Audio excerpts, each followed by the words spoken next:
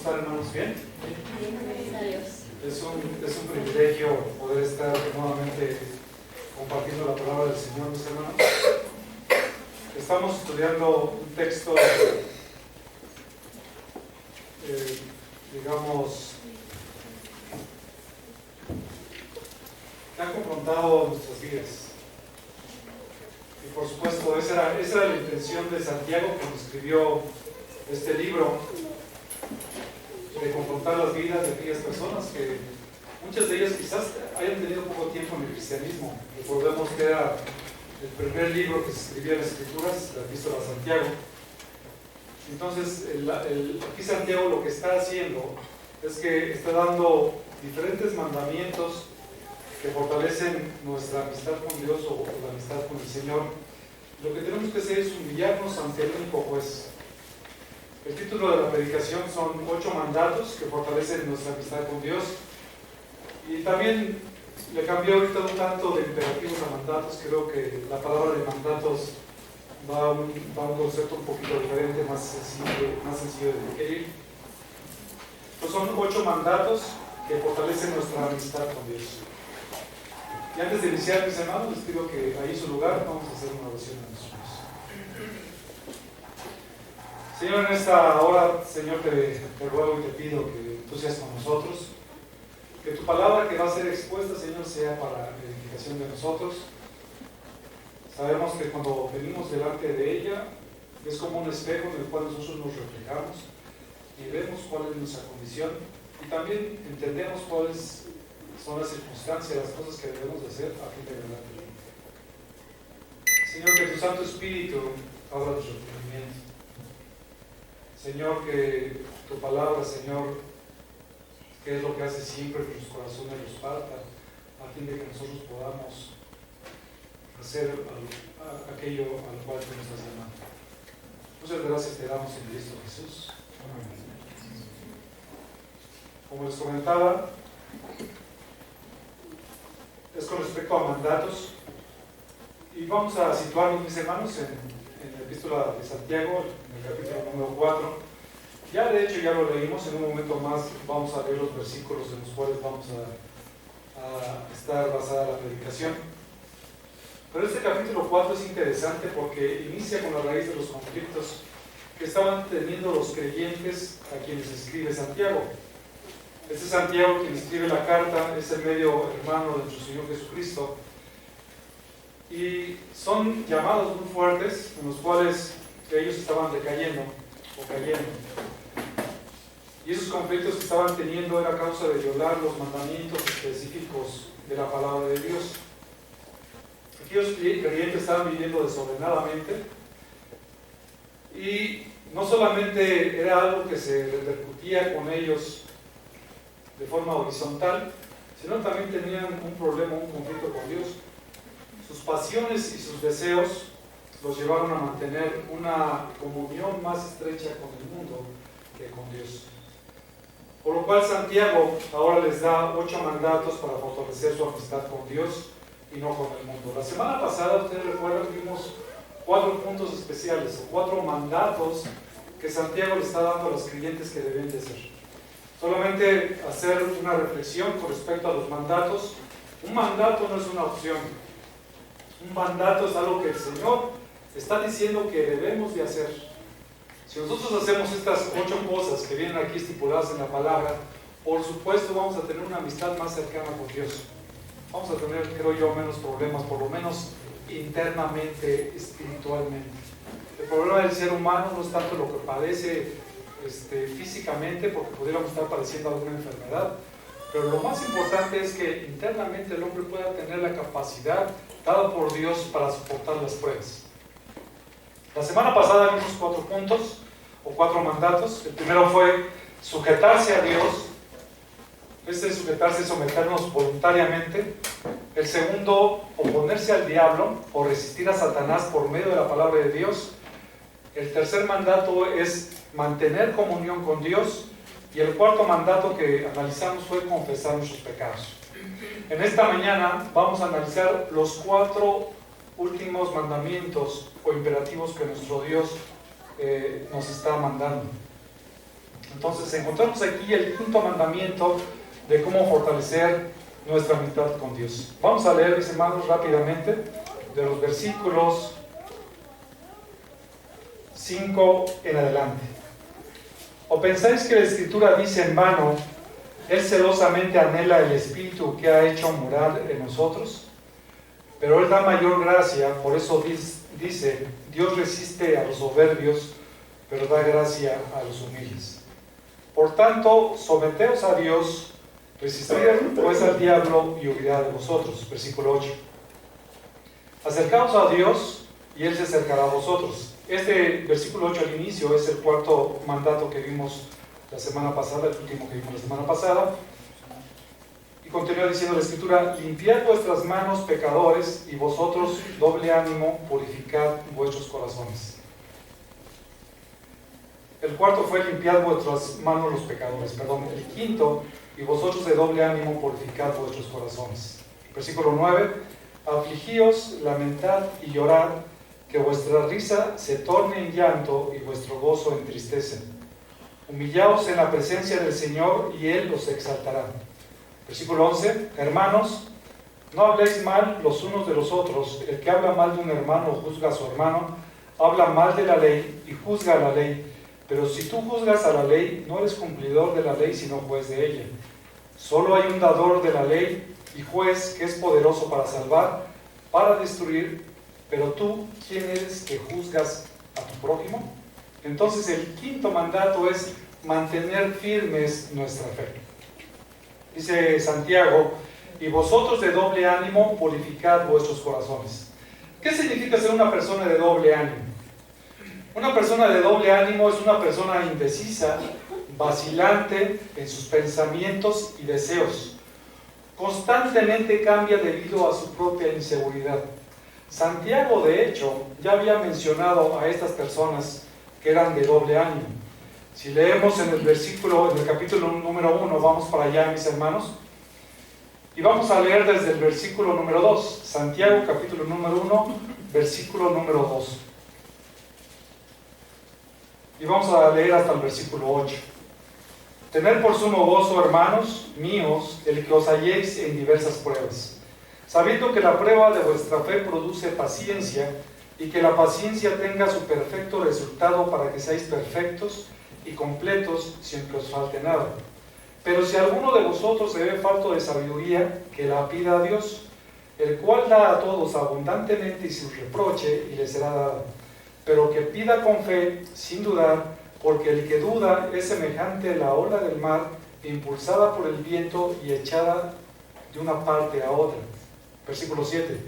No piense pues ese hombre que recibirá alguna cosa del Señor, siendo hombre de doble ánimo, inestable en todos sus caminos. Si lo notan aquí, Santiago en el capítulo número 4, nuevamente se puede acordar de las personas de doble ánimo. Entonces, las personas de doble ánimo tienen varias características, hermanos. En primer lugar, al enfrentar las pruebas, son de poca resistencia. En segundo lugar, se desaniman rápidamente, por lo consiguiente, su fe es débil. Esto hace que esa persona tenga falta de sabiduría y sea inmadura. Manifiesta una falta de confianza en Dios y su inestabilidad se muestra en todo lo que hace.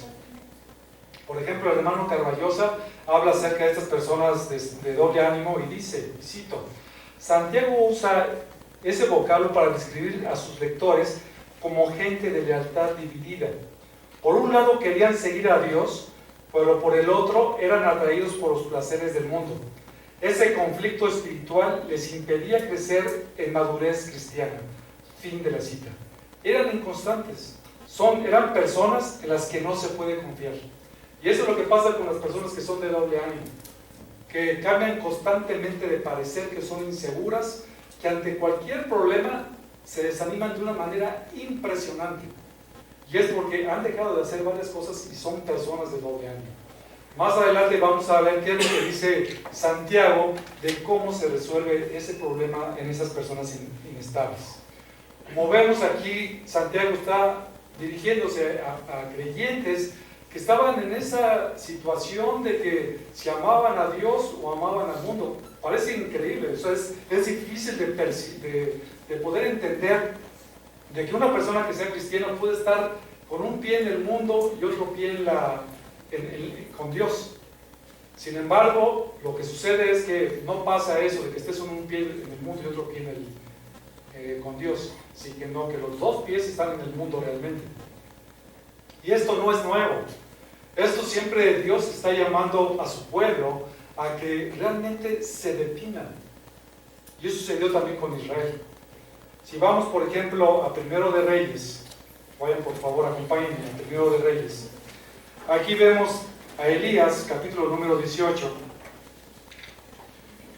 donde tiene un encuentro de Elías y acá, por ejemplo, y por supuesto, los profetas de Baal. Es interesante lo que sucede en esta escena, porque aquí Elías le está diciendo al pueblo de Israel, tienen que definirse qué van a hacer con su vida. O quieren seguir a Dios, o quieren seguir a los Baales. En el versículo 21, dice la palabra del Señor, Primero de Reyes 18, 21, Elías se acercó a todo el pueblo y dijo, ¿hasta cuándo vacilaréis entre dos opiniones? Si el Señor es Dios, seguidle, y si Baal, seguidle a él. Pero el pueblo no le respondió ni una palabra. Después nosotros, si seguimos leyendo la historia, resulta que, por supuesto, Dios se manifiesta quemando todo lo que había ahí en ese holocausto. Y es lo mismo que aquí Santiago le está diciendo a ellos de que tomen una decisión, o que tomemos una decisión de qué es lo que van a hacer. ¿Qué es lo que se tiene que hacer? Tomar una decisión si seguir verdaderamente a Dios o seguir en el mundo. Un cristiano naturalmente confrontado con eso, Santiago estaba esperando de que ellos pudieran reaccionar y decir, quiero verdaderamente seguir a Dios. Un cristiano verdadero, cuando enseguida es expuesto de esta manera, cambia su manera de pensar. Entonces, una persona de doble ánimo, ¿qué es lo que debe de hacer? Algo muy sencillo, mis hermanos, y complicado a la vez. ¿Qué deben de hacer estas personas? Regresando a Santiago, capítulo número 4, versículo 8, en la parte B. Dice, y vosotros de doble ánimo, purificad vuestros corazones. Es lo que tienen que hacer. Estas personas de doble ánimo realmente lo que tienen es pecado en sus corazones. Y es un problema que necesita ser atendido, pero un problema que necesita ser atendido con urgencia. Es el sentido de la palabra que aquí Santiago está diciendo. Reconocer en lo más profundo de su ser su pecado y arrepentirse. Esta acción de purificación se debería de hacer plenamente, de purificar el corazón, con la firme convicción de no volver atrás, dispuestos a fortalecer su amistad con Dios. Eso es como contrastante, ¿no? Lo que le está pidiendo, porque aquí lo que le está diciendo es que tienes que arrepentirte para que dejes de ser una persona de doble ánimo y que seas una persona firme a fin de que pueda fortalecer su amistad con Dios. Cuando estamos cerca de Dios, Él nos afirma en todo lo que hacemos y ya no dudamos en cuanto a las decisiones que debemos de tener. En el contexto judío, los lectores pensarían en el día de la expiación cuando viene esta parte de la purificación. Acuérdense que Santiago les está escribiendo a muchos judíos que habían dejado el judaísmo y que ahora eran cristianos. Entonces en su mente mucha de esta información la tenían. Y venía a su mente cuando él mencionó esto, el día de la expiación. ¿Qué es la expiación? Es el día del perdón, es el día de la reconciliación, es cuando era anulada el acta de los decretos. Hagan de cuenta que en ese momento había una serie de pecados en un listado, y lo que sucedía en el día de la expiación es que todos esos pecados eran borrados, porque habían sido expuestos y pedido perdón a Dios, y Dios en el pasado cubría los pecados. Ahora en Cristo Jesús, cuando nos arrepentimos, no son cubiertos nuestros pecados. Ahora en Cristo Jesús son perdonados por siempre. Por eso en el Antiguo Testamento era que continuamente tenían que ser sacrificios. ¿Recuerdan eso? Continuamente lo hacían. Ahora en Cristo, dice Hebreos, que fue necesario que solamente muriera solamente una vez Cristo para el perdón de nuestros pecados. Es interesante. Por ejemplo, los católicos, a forma de ilustración, Ellos continuamente, cuando están celebrando la Eucaristía, ellos pasan por un proceso que le llaman transustanciación. ¿Qué significa eso? Que verdaderamente la hostia que ellos manejan y el vino que ellos tienen ahí, verdaderamente se convierten en el cuerpo de Cristo y en la sangre de Cristo. Eso, por supuesto, es una herejía total. Herejía total, porque eso realmente no sucede, y ellos lo que están haciendo es matando una vez y otra vez a Cristo, siendo que Él ya había padecido. Cristo murió para perdonar nuestros pecados una vez y para siempre. Entonces era importante que estas personas de doble ánimo pudieran purificar sus manos, pudieran purificar su corazón. Salmo 24, versículos del 3 al 4, dice la palabra del Señor, y cito: ¿Quién subirá al monte del Señor? ¿Y quién podrá estar en su lugar santo? Noten, ¿quién solamente va a poder estar cerca del Señor? Dice, de manos limpias y corazón puro, el que no ha alzado su mano a la falsedad ni jurado con engaño. Solamente aquellos que han sido limpiados totalmente por la sangre de Cristo son los que van a poder estar delante de su presencia. Mateo capítulo 5 versículo 8 dice el Señor Jesucristo: bienaventurados los de limpio corazón, pues ellos verán a Dios. Es necesario que el hombre sea purificado totalmente de su corazón para estar delante de la presencia de Dios. El hombre es incapaz de hacer eso. Solamente Dios, en su gracia y en su misericordia, a través del sacrificio de Cristo en la cruz y de creer en Él, es que lo capacita para realmente limpiar sus corazones. Estos creyentes estaban viviendo una doble vida, una vida de hipocresía. Sus corazones estaban contaminados. ¿Cómo estamos viviendo? ¿Realmente nosotros estamos viviendo vidas hipócritas? Hoy aquí en la iglesia ponemos una cara, pero cuando estamos en nuestra casa, cuando estamos en nuestro trabajo, somos unas personas totalmente diferentes. Eso es hipocresía. Hipocresía viene de la palabra de un actor, ¿sí? Para ponerlo como ilustración. Un actor está desempeñando un papel y realmente el actor no es esa persona que está desempeñando, él es una persona totalmente diferente. Muchos actores lo hacen muy bien. Es lo que se refiere a una persona hipócrita. Uno hoy, dentro y en cierto contexto es de una forma, pero cuando sale de ese contexto es una persona totalmente diferente que no se le conoce. Nosotros somos llamados a vivir una vida íntegra. Estamos llamados también a vivir vidas honestas, pero más que honestidad, lo que se requiere es una vida íntegra delante de nuestro Dios. Que seamos íntegros delante de Él. Estos de doble ánimo tenían que mantener firme su fe. Estos mandatos fortalecen nuestra amistad con Dios, humillándonos ante el único juez. Esa es la orden 5. El 6. La siguiente orden es, leyendo el versículo número 9, es: afligíos, lamentad y llorad, que vuestra risa se torne en llanto y vuestro gozo en tristeza. ¿Cómo se han de purificar? ¿Cómo es que debemos de manifestar que realmente estamos arrepentidos? He escuchado a tantas personas que dicen, bueno, es que por más que le pido a esta persona que cambie, no cambia. Y por más que me dice, perdóname, de verdad, lo siento, discúlpame, al rato, a la vuelta de la esquina, ya están haciendo exactamente lo mismo. Aquí Santiago le está diciendo que ellos tenían que purificarse, pero para purificarse en una verdadera forma, digamos, que sea válida, no delante de los hombres, sino delante de Dios, porque siempre Dios ve el corazón, mis hermanos. Nosotros exteriormente podemos hacer muchas cosas, pero realmente nuestro corazón no lo está manifestando. Pero cuando nuestro corazón se alinea con nuestros sentimientos, es formidable. Porque hay una expresión. Porque somos humanos, tenemos sentimientos humanos. Sí, mis hermanos, yo tengo sentimientos también, como ustedes. ¿Qué tenían que hacer ellos? Tenían que afligirse, lamentarse y llorar. Estos mandamientos los usa Santiago juntos. Fíjate, estos 3 mandatos los usa juntos para dar una mayor fuerza a lo que él está expresando. Y también implica una urgencia en esa acción. ¿Por qué la urgencia? porque las consecuencias del pecado son devastadoras. Repito, porque las consecuencias del pecado son devastadoras. Si una persona muere sin Cristo, que eso puede suceder en cualquier momento, va a ser devastador para esa persona. Imagínense, no tenemos la posibilidad de imaginar eso, la eternidad en el infierno, donde no hay esperanza de salir nunca jamás.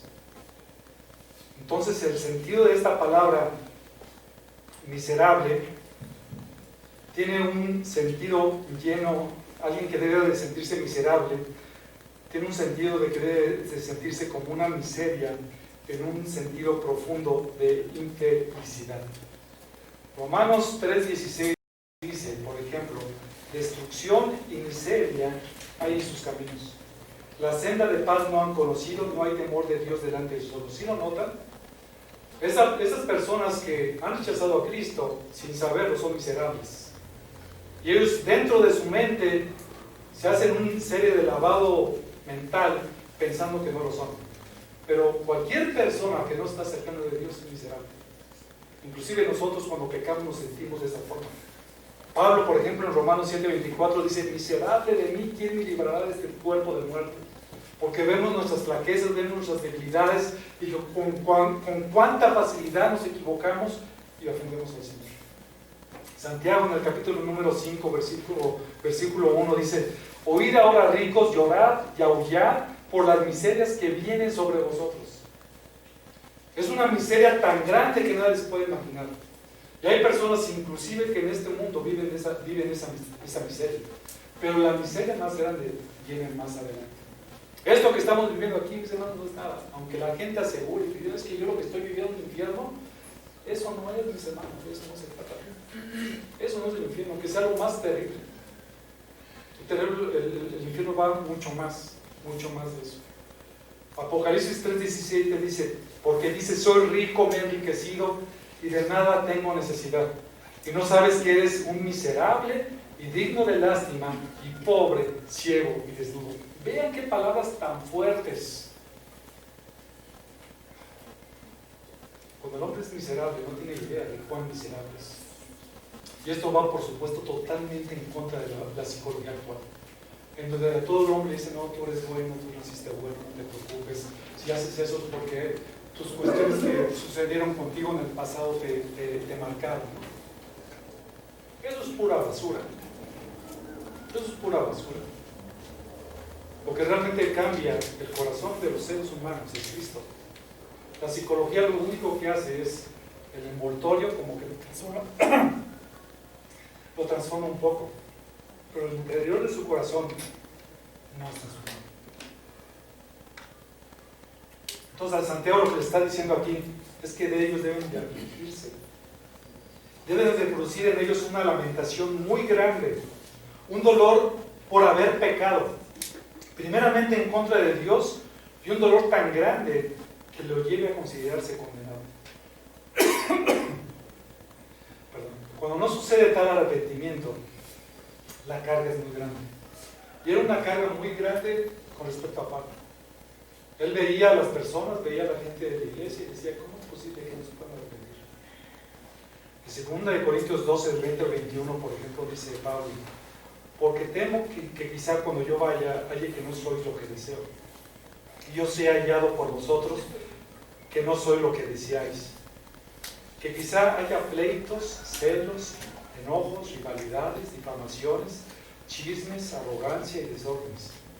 Temo que cuando os visite de nuevo, mi Dios me humille delante de vosotros y yo tenga que llorar por muchos que han pecado anteriormente y no se han arrepentido. ¿Notan el corazón de Pablo? Era un Pablo que él veía a los hermanos como no se arrepentían. Ellos estaban entrando quizás sin disciplina y no se arrepentían. Esto de llorar indica una manifestación externa del dolor, tan grande que se tiene cuando se le echa un lamento.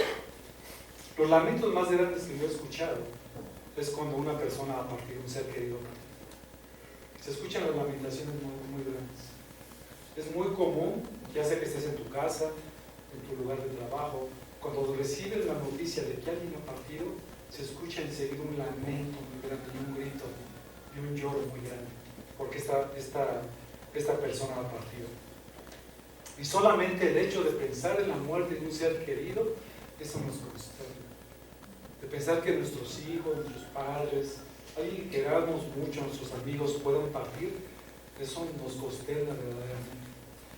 Y aquí Santiago lo que le está diciendo, ¿no?, es que esa consternación y ese lloro que nosotros como seres humanos manifestamos cuando alguien parte, es el mismo aflicción y lamentación que debería haber en nuestros corazones cuando pecamos en contra de Dios. Y orar por el pecado.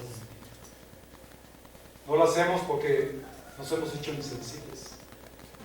No lo hacemos porque hemos hecho del pecado tanto inclusive nuestro amigo, que no somos capaces de discernir eso. Solamente Dios en su misericordia nos puede abrir nuestros ojos y darnos cuenta de la inmensidad del pecado tan grande que tenemos en nuestras vidas y con el cual hemos ofendido a Dios. Solamente Dios puede hacer eso. Solamente Dios.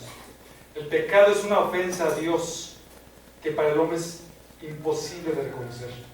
Solo Dios, en su infinita misericordia y amor, puede despertar a un ser muerto de sus delitos y pecados y llevarlo al arrepentimiento verdadero. Cuando alguien no ha escuchado el Evangelio, alguien es inconverso y es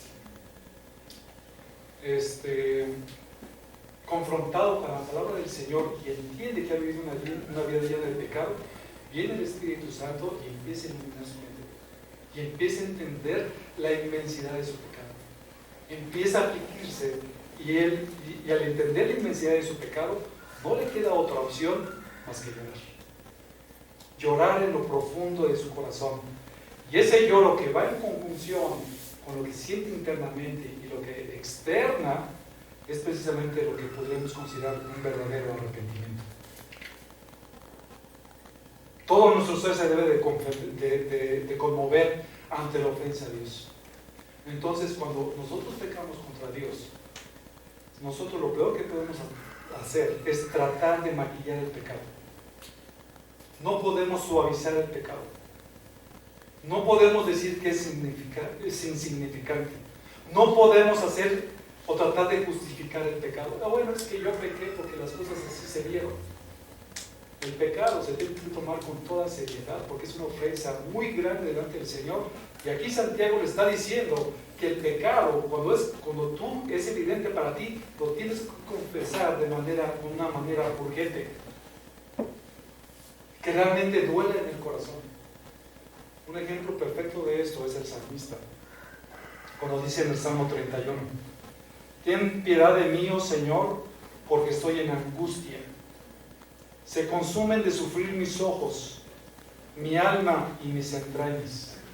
Pues mi vida se gasta en tristeza y mis años en suspiros. Mis fuerzas se agotan a causa de mi iniquidad y se ha consumido mi cuerpo.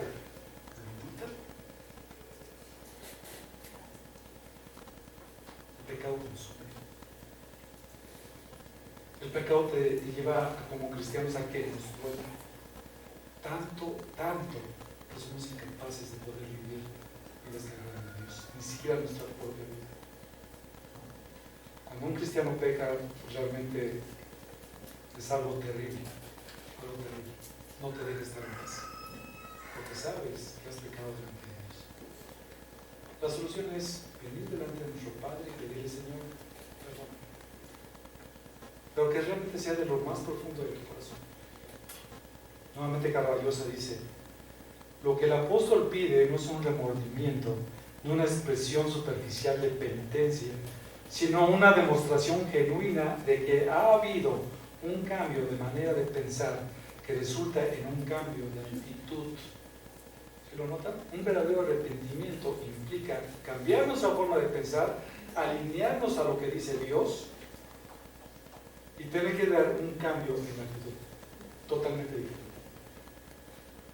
Cuando quieres saber si una persona es cristiana o no, tienes que ver la actitud y cómo son sus anhelos. Cuando esto no sucede es porque hay un problema. La misericordia de Dios es otorgada a un corazón verdaderamente contrito y humillado. No basta con decirle solamente de labios para afuera: Señor, perdóname, sé que te ofendí, discúlpame, y ya no te quedas. ¿Cuántas veces nosotros a veces ofendemos a alguna persona y le decimos así, ¿no? Como que de labios para afuera: ya perdóname, no seas exagerado o exagerado. Aquí tiene que ser algo verdaderamente que temple en sus corazones.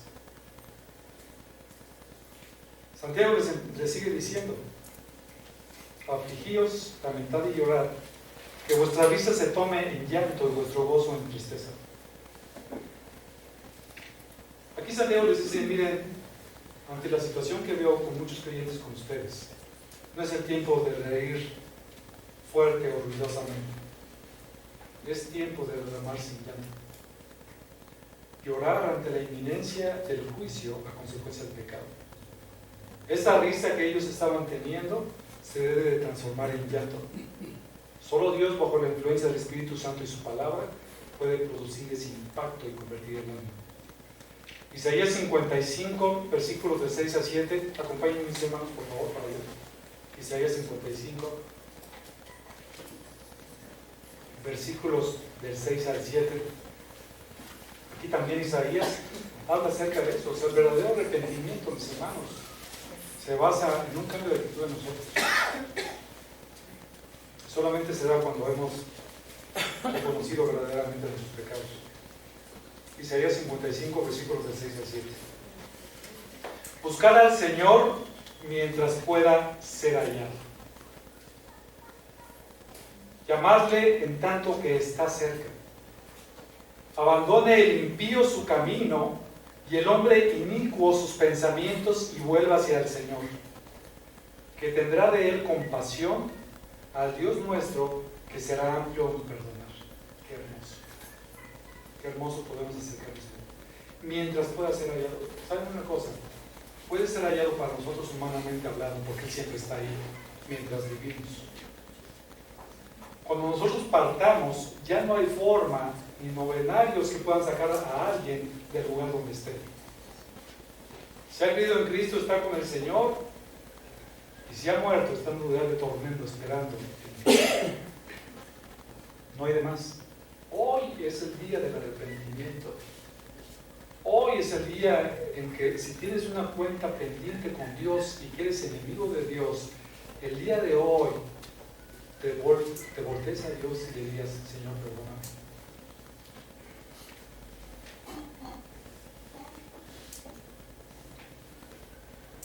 Pérez Milos dice, y cito: entre lamentos y remordimientos transcurre el tiempo de su vida y no experimentan cambio alguno porque no han llorado lágrimas de arrepentimiento. Mis hermanos, cuando nosotros lloramos y lo hacemos de esa forma por el dolor de nuestros pecados, nuestras vidas se transforman. Eso viene a preguntar: bueno, ¿cuándo fue la última vez que lloraste por tu pecado? ¿Cuándo fue la última vez que lloraste por amar más al mundo que a Dios? ¿Cuándo? Santiago les continúa diciendo en este mandato de lamentarse por el pecado: y que vuestro gozo se torne en tristeza. Lo que a ellos les producía gozo o alegría, por la causa de su gozo, no tenía que ser esa que les hacía alejarse de una amistad con Dios. ¿Qué les producía gozo a esos creyentes? Seguramente no era algo relacionado con Dios, como tantas veces lo mencionaba Pablo en sus cartas. ¿Qué es lo que realmente a Pablo le gozaba? ¿O en qué él se gozaba? Noten, creo que era muy diferente al gozo que el mundo pudiera tener. Filipenses 4:1 dice: así que, hermanos míos, amados y añorados, gozo y corona mía, estad firmes en el Señor, amados. ¿Notan? Le producía mucho gozo a Pablo el saber que sus hermanos estaban firmes, que iban en el camino del Señor. 1 Tesalonicenses 2, del 19 al 20. Porque ¿quién es nuestra esperanza, o gozo, o corona de gloria? ¿No lo sois vosotros en la presencia de nuestro Señor Jesús en su venida? Pues vosotros sois nuestra gloria y nuestro gozo. No hay mayor gozo y gloria que un pastor pueda sentir que eso, que la iglesia va en buen camino, que ve la vida de los hermanos transformados. Las pruebas siempre van a existir, pero la forma en que se Que se vive. Que sea diferente, ¿no? Que sea una forma en que sabes que ellos están confiando en el Señor. Yo he visto así de hermanos que me dicen, ¿sabes qué, hermana? Estoy padeciendo mucho, mi hijo está en el hospital o lo que sea, pero tenemos paz en nuestro corazón y están fieles. Y también he visto del otro lado hermanos que, bueno, ante cualquier cosa ya es una cuestión terrible. Está bien, no quiero juzgar eso, porque cada quien sufre y pasa unas pruebas que Dios ha puesto para nosotros a fin de que crezcamos. Y todos nosotros estamos en diferentes niveles. Lo que sí les digo es que Dios va a poner una prueba exactamente como nosotros la necesitamos para crecer. Pero para crecer, mis hermanos, hay que ser probados. ¿Y para qué hay que ser probados? ¿Para qué no les cuenten, mis hermanos? Es una forma de fortalecer nuestra fe y de confiar en Dios. O sea, hay un momento en que tenemos que llegar a ese punto donde solamente nos quedamos nosotros y el Señor. ¿A quién nos queremos, no? Pensándolo bien. Dice Hebreos 12:2, puesto los ojos en Jesús, el autor y consumador de la fe, quien por el gozo puesto delante de él soportó la cruz, el Señor Jesucristo. Aun cuando iba a entregar su vida, aunque sufrió, él puso el gozo delante de él, es por lo que él se gozaba. ¿Por qué nos podemos gozar? Por la salvación.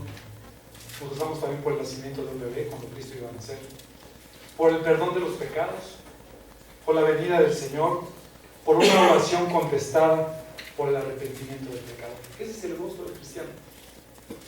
La causa del gozo que tenían esos creyentes, o muchos de ellos, a los que escribió Santiago, era muy diferente. Era un gozo mundano, frívolo, egoísta y sensual. Esa alegría que ellos estaban teniendo y gozo, tenía que transformarse en tristeza, porque definitivamente esto lo estaba llevando fuera del Señor. Aquí Santiago los está invitando a una reflexión. Definitivamente estos hermanos estaban en un conflicto muy grande espiritual, por lo que tenían que arrepentirse. Su alegría se tenía que transformar en tristeza. Y tal como lo expresa Jeremías en Lamentaciones 5, del 15 al 16, ha cesado el gozo de nuestro corazón, se ha convertido en duelo nuestra danza, ha caído la corona de nuestra cabeza. ¡Ay de nosotros! Porque hemos pecado. Vean el corazón de Jeremías, doliéndose verdaderamente por el pecado.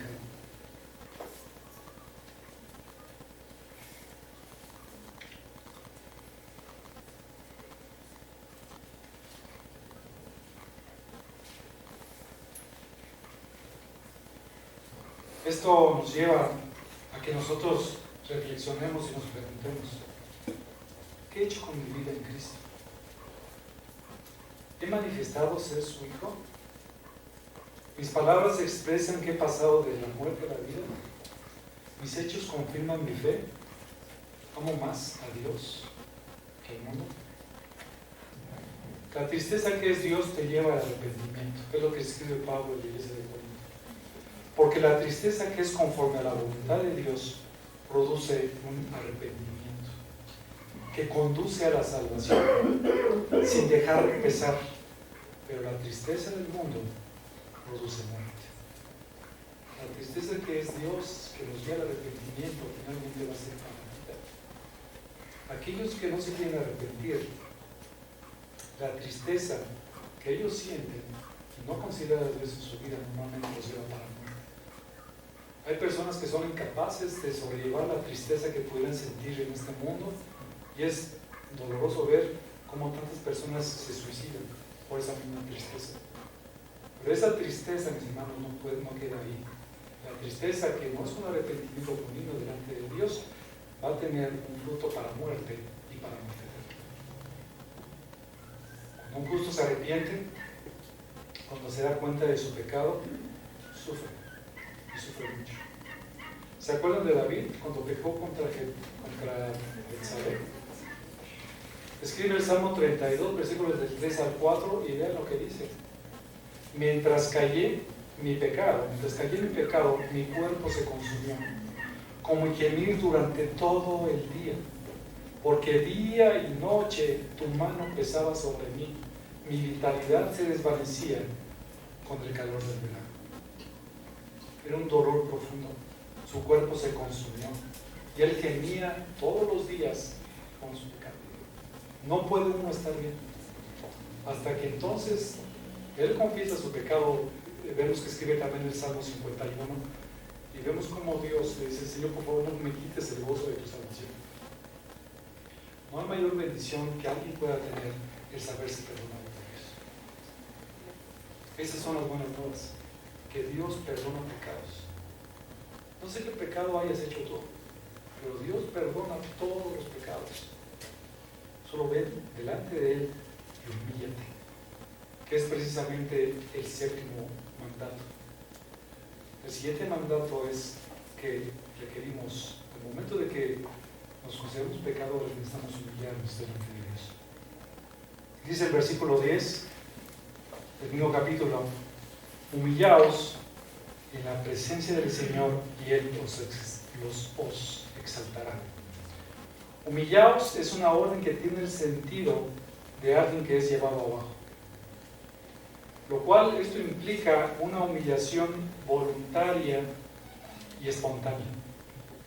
Aquí Santiago expresó que esta humillación requerida no era forzosa o punitiva, sino una humillación sincera, absoluta y definitiva delante de Dios.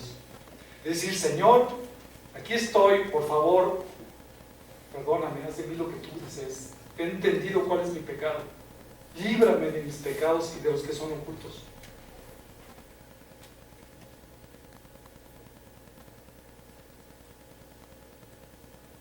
Dios resiste a los soberbios y da gracia a los humildes, como dice también un poquito antes del pasaje que tenemos en Santiago 4:6. Pero Él da mayor gracia, por eso dice: Dios resiste a los soberbios, pero da gracia a los humildes. Nuevamente, para que alguien pueda ser salvado por Dios, para que alguien pueda corregir su vida, necesitamos humillar, necesitamos ser humildes delante del Señor. Y Santiago insiste eso, lo que acabamos de ver ahorita unos versículos antes. Y es algo que siempre Dios ha estado continuamente con el hombre, porque sabe que el hombre es pecador. Isaías 57:15. Vamos para allá, mis hermanos. Habla de cómo Dios está presto a perdonar pecados. Si la gente no está, si el problema de la gente no es un problema intelectual de que Dios existe, de que Dios es. El problema de la gente es de que no se quieren humillar. El problema de la gente es que aman tanto su pecado que no están dispuestos a someterse. Son soberbios. Y esa soberbia, tarde o temprano, les va a llevar a una conclusión terrible. Isaías 57:15 dice, y cito: porque así dice el Altísimo y Sublime, el alto y sublime, fíjense lo que dice, el alto y sublime, Dios, que está sobre todas las cosas, el que creó los cielos y la tierra, las constelaciones y todo lo que tenemos, Dios lo creó con solamente su palabra. Es un Dios todopoderoso, que vive para siempre, cuyo nombre es Santo. Delante de Dios Él odia el pecado y no va a permitir absolutamente ninguna pizca de pecado delante de su presencia. Habito en lo alto y santo, y también con el contrito y humilde de espíritu, para vivificar el corazón de los humildes y para vivificar el corazón de los contritos. ¿No notan? Dios está dispuesto a vivificar nuestro espíritu, pero tenemos que humillarnos delante del Señor. A veces la gente se humilla delante de un ser humano, de sus jefes. No sé qué piensan que nos humillan delante de Dios. Entiendo que es el pecado. En algún tiempo vivimos todos aquellos que hemos creído de esa forma. Nadie que sea cristiano vivió siendo cristiano. Llegó un momento en que fuimos confrontados con nuestros pecados y entendimos nuestra condición y nos humillamos. Al atender nosotros esta orden, este mandamiento de parte de Dios, viene alineada también con una promesa. Dice aquí Santiago 4, en adelante: humillaos en la presencia del Señor, versículo 10, y Él os exaltará. Esa es la promesa, que Él os exaltará. Esto significa que Dios, el Señor Jesucristo, los exaltará. refiriéndose a una acción que ha de realizarse en el futuro, pero que sin duda se cumplirá. ¿Por qué eso se va a cumplir? Porque Dios lo prometió. Y futuro, cuando viene la palabra y vemos la palabra en griego, es porque realmente Dios va a cumplir lo que está diciendo. Si tú te humillas delante del Señor, Él te va a exaltar. ¿En qué consiste la exaltación? En el mismo contexto lo indica. Cuando hay un verdadero arrepentimiento y dolor por el pecado cometido, tendrán un levantamiento, un avivamiento espiritual y, en segundo lugar, una proyección futura a la eternidad en el cielo con Dios. Eso es así. El apóstol Pedro, en el capítulo 5, versículo 6, dice, y cito, humillaos pues bajo la poderosa mano de Dios para que Él os exalte a su debido tiempo. ¿Qué promesas tan grandes? No vale la pena que nosotros nos humillemos delante de Dios. No vale la pena que abandonemos ese pecado, que nos sometamos a Dios y que vivamos para Él. Yo creo que sí. Hace todo el sentido posible. Dirían los financieros, es todo un buen negocio. Pero no están tan soberbios, somos tan soberbios que no somos capaces de humillarnos en sumisión.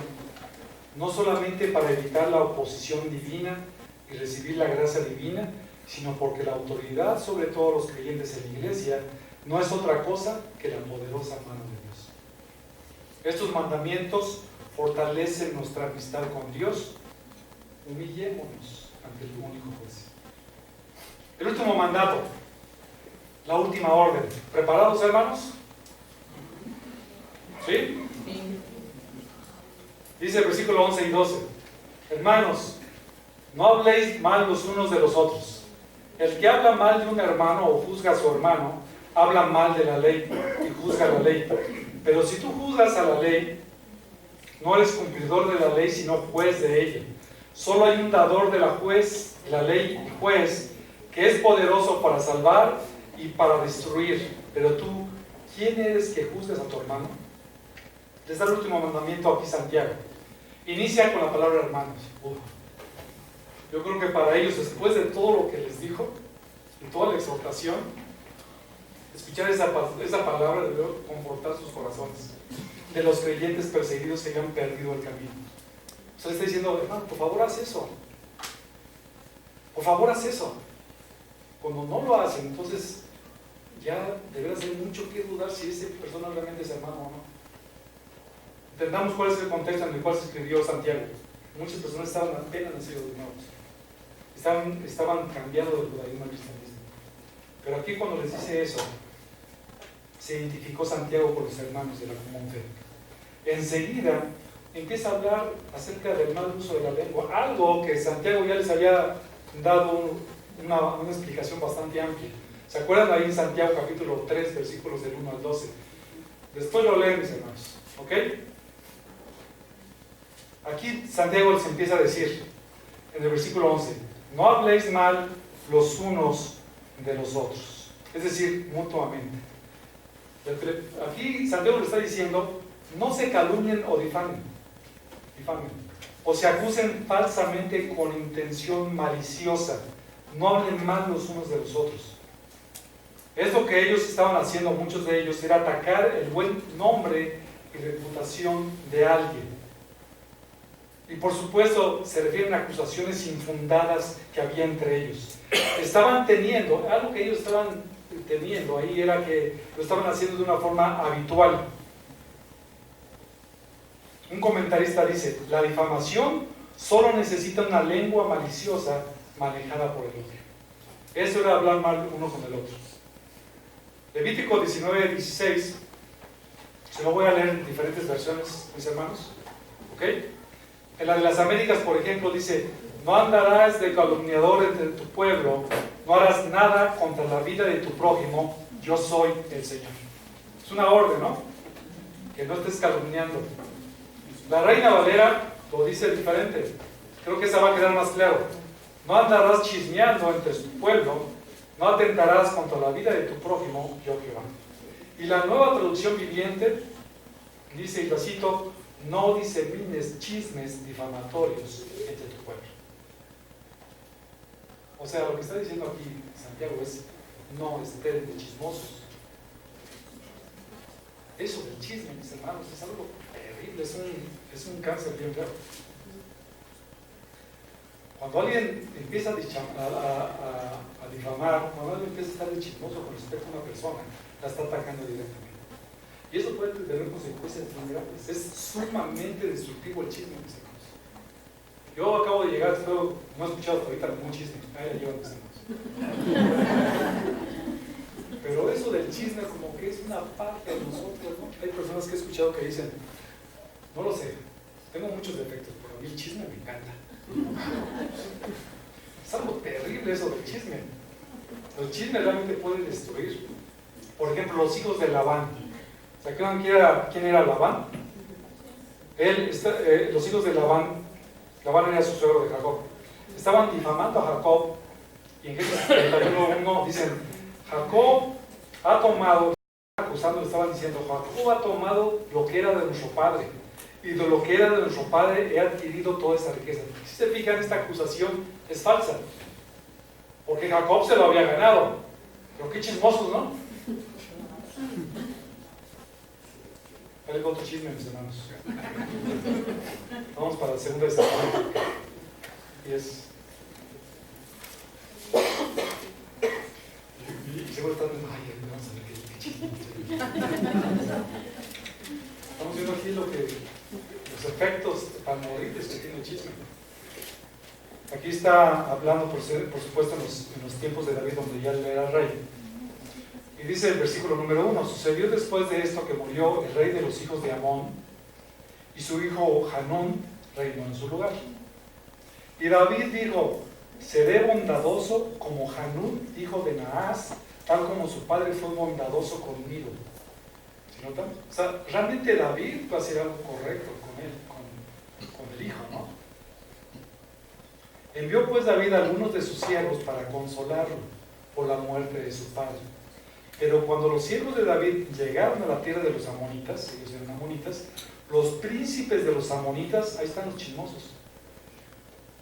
¿Ven, hermanas, cómo sí también hay muy chismosos? No, es cierto, hay de los dos. No sé por qué dije eso.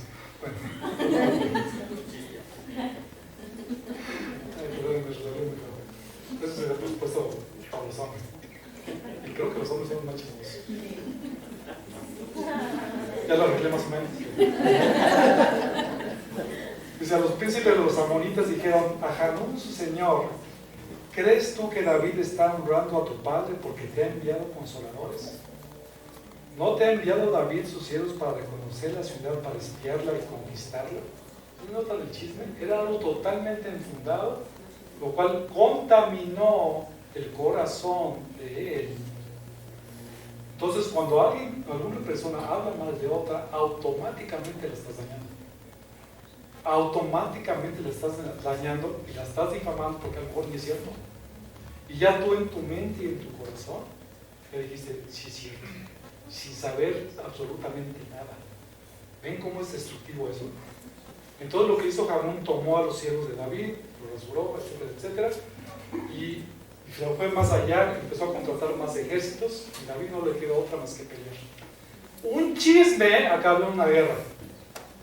Háganme el favor. Los chismosos son destructivos, maliciosos y divisionistas. Tienen falta de amor por los hermanos.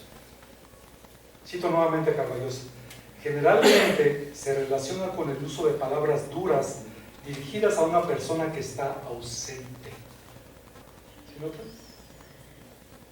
Qué fácil es hablar de alguien cuando no está y que no se puede defender. Esas son palabras chismosas. Esas son personas chismosas. Santiago 4:11 lo traduce: no murmuréis los unos de los otros. La murmuración es un veneno que se asimila con gusto. Ah, qué sabroso es el chisme. Se asimila con mucho gusto. ¿Cómo no murmurar? ¿Cómo no ser un chismoso? En primer lugar, sellando flores. Por nos callamos. aunque te den muchas ganas, mejor guarda silencio. Y adicionalmente, tener pensamientos correctos de los demás. Ahí debemos de partir. Cuando alguien te venga con un chisme, dices que no me digas nada, y tener pensamientos correctos acerca de la persona. No permitir que lleguen los chismes de ti, porque en cuanto lleguen ya empieza un problema. Iglesias se han dividido por chismes. Bueno, ya lo vimos que una guerra se dio por un chismoso. El que critica o habla mal de su hermano, juzga a su hermano. Habla mal, criticando, murmurando, y no solamente habla en contra de eso, sino habla en contra de la ley y juzga a la ley. Estas personas estaban teniendo actitudes cristianas, analizando y pasando por escrutinio unos a otros. Es decir, estaban juzgándose entre ellos, gastando el tiempo en chismes y condenándose entre ellos. ¿Cuánto tiempo llevo, mis hermanos? Ya perdí el... 55 minutos. 55. Okay. ¿Me esperan 5 minutos más? ¿O media hora? Media hora. Entonces pasaban tiempo, estos creyentes, de ver estando de chismosos y condenándose unos a otros, antes de tener un pleno conocimiento de causa. No sabían ni siquiera lo que había pasado, pero ya estaban dando su opinión. Un chismoso, escuchen esto, es un arma que empuña Satanás. No era cosa menor lo que estaban haciendo. No cabe duda que habían perdido el rumbo. Por otro lado, un hombre santo no calumnia con su boca. Murmurar muestra falta de amor por los demás, porque falta a la ley del amor. Los 2 mandamientos se resumen en 2: amar a Dios y amar a nuestro prójimo, según dice Mateo 22, del 37 al 40. Pero si ellos estaban juzgando a la ley al criticar a los demás, ya no eran hacedores de la ley, sino jueces. Un funcionario autorizado para juzgar. De esta forma, poniéndose por encima de la ley de Dios. Alguien que juzga a los demás, alguien que está diciendo es que esta persona es equivocada, esta persona inclusive no sabe, se estaba erigiendo por arriba de Dios. ¿Y por qué está diciendo esto? Esto estaba sucediendo probablemente entre los creyentes. ¿Pero por qué les dice esto Santiago? Porque solo hay un dador de la ley y juez, que es poderoso para salvar y para destruir. Pero tú, ¿quién eres que juzgas a tu prójimo? Porque solo uno es el dador de la ley y juez. ¿A quién se refiere? Por supuesto a Dios, por el contexto. Dios es el único legislador y juez que es poderoso para salvar o destruir. Salvar de la condenación, liberar del pecado y del juicio consecuente. Destruir espiritualmente, causar a estar o llegar a estar sin vida espiritual bajo la condenación de Dios. Solamente Dios es el único juez justo que puede hacer eso, porque Él es un juez verdadero, porque Él verdaderamente ve el corazón del hombre. El hombre es incapaz de ver lo que hay en el corazón, es incapaz de verlo, es más, ni nosotros mismos. Yo he escuchado muchas frases así, de que decimos los cristianos, es que Dios conoce, he hecho esto y Dios sabe, y Dios conoce mi corazón que no lo hice con eso. La verdad es que no conocemos tan bien sus corazones, pero sí Dios los conoce verdaderamente. Entonces Dios es el que verdaderamente tiene esa capacidad de juzgar rectamente de acuerdo a su ley. Y Dios es el único que puede hacer morir o vivir a alguien. Dice Mateo 10:28, y no temáis a los que matan el cuerpo, pero no pueden matar el alma. Más bien, temed a aquel que puede hacer perecer tanto el alma como el cuerpo en el infierno. Eso fue lo que dijo Cristo. Al único que debe de temer de esa forma es a Dios. Nosotros, mis hermanos, no somos nadie para juzgar la salvación de una persona. Pero eso tampoco significa de ningún modo que hayamos de cerrar los ojos ante el pecado visible de un hermano. Pero aún así, no tenemos derecho alguno para juzgarle. Quien lo juzga es la palabra de Dios. Cuando nosotros estamos en consejería y es necesario disciplinar a alguien, siempre lo hacemos con respecto a la palabra de Dios. Porque saben una cosa, mis hermanos, cuando eso sucede, nosotros lo hacemos en temor. Porque así como algún hermano cayó en tentación o en prueba, lo que se busca siempre es la restauración. Y como dice Gálatas 6:1, considérate a ti mismo, no seas que tú también seas tentado. Tenemos que estar en temor, porque nosotros somos humanos y podemos caer, mis hermanos. Si estamos firmes hasta ahora, algunos, es por la pura gracia y misericordia de Dios. En conclusión, Dios es soberano y todo hombre está sometido y humillado ante su presencia. Dios da ordenanzas que están expresadas en la Escritura que nos llevan a amarle, adorarle y sujetarle voluntariamente a su señorío. El verdadero arrepentimiento impacta todo nuestro ser que surge en Dios, impacta todo nuestro ser que se manifiesta en un profundo dolor por haber pecado contra Dios, en llanto y tristeza intenso que debe llevarnos a rogar por su perdón. No somos nadie para juzgar al hermano. Solo Dios es el único dador y juez de la ley.